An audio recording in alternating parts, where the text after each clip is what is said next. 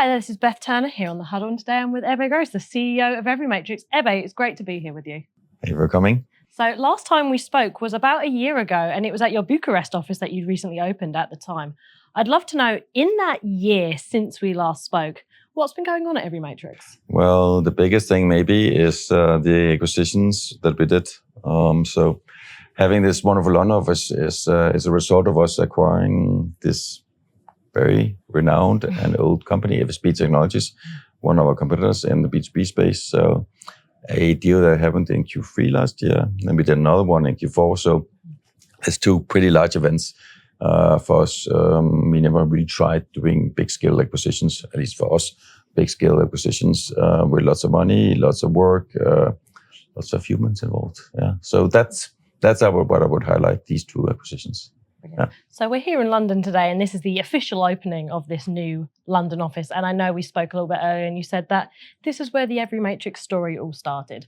But aside from that factor, what were the contributing factors that called you to introduce and make the office here in London? Yeah, the key thing for us was to retain the talent that we knew we had with the FSP acquisition. So it's actually pretty hard to hire good people when you have something like FSP had, which over the years have assembled a really strong core team with a very deep knowledge in the sports space.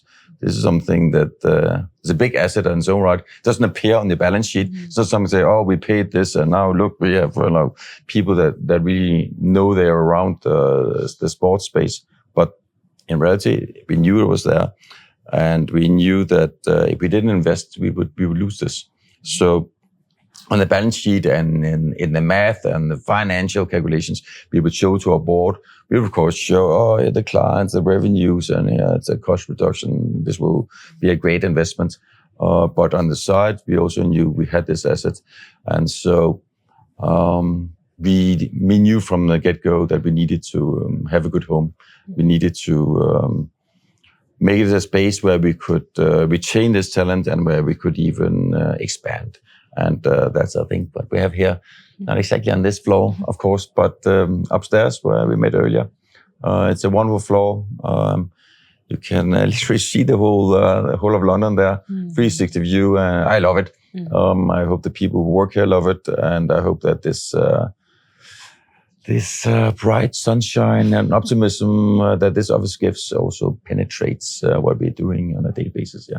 It's such good weather to have in London today. Don't get this often. It helps. So it's great to have I think this is a sign of good things to come. Yeah, I agree. So I was obviously at your Bucharest office last year, and I can see a lot of the kind of design aspects that were there here as well. So what I'd love to know is, in terms of things that you learned when creating that Bucharest office, what were some lessons that you learned there that you were able to apply here?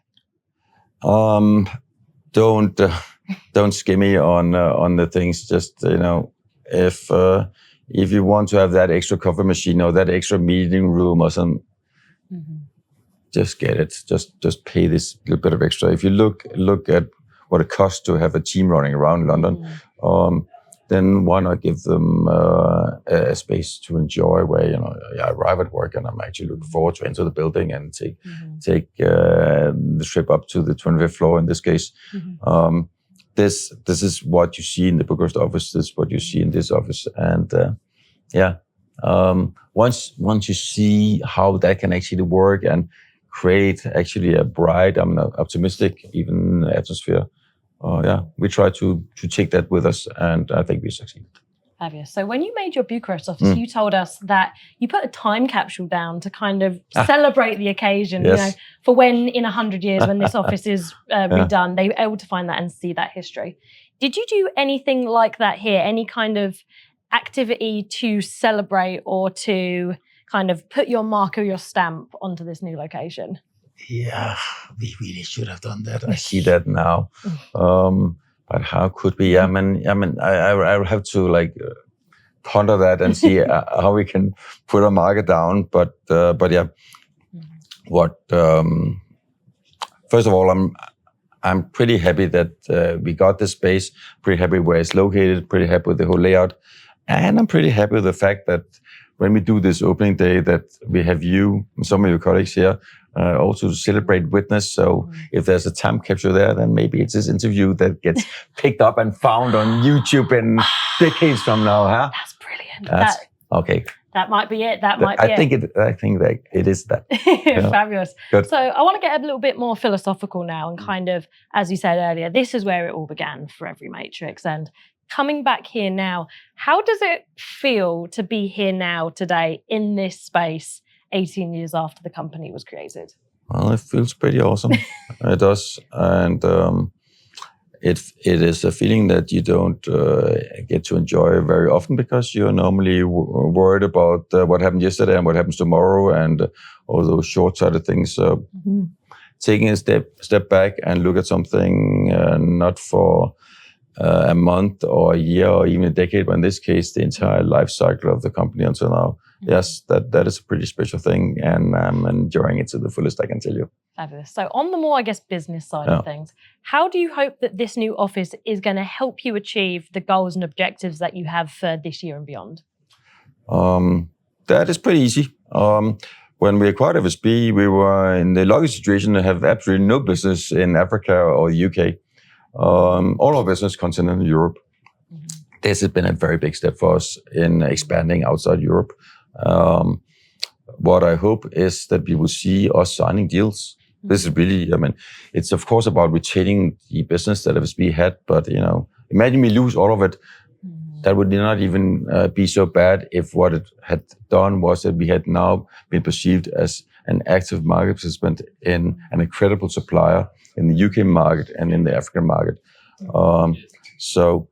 The commitment we make in doing this acquisition, the commitment we make in having this office, it's a statement really of intent that we are here for the long haul, and it's a statement that we intend to follow up on, and one that I hope gives us the credibility and the trust necessary for a UK operator to say, we can go to EveryMatrix. This is, this might have been Playtech, this might have been Light & Wonder.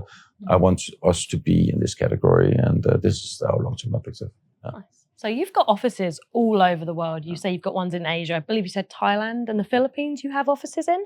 If you could have your dream location, your dream country to have an office in, what would it be and why? Well, that is hard to choose. We almost have one, but maybe next time we meet, that would be the place. We have an office in Ukraine, and it's an absolute gem of a city called Lviv. I very much enjoy being there. Unfortunately, right now, it's a country at war, but I pray that this will end and then come and see that office.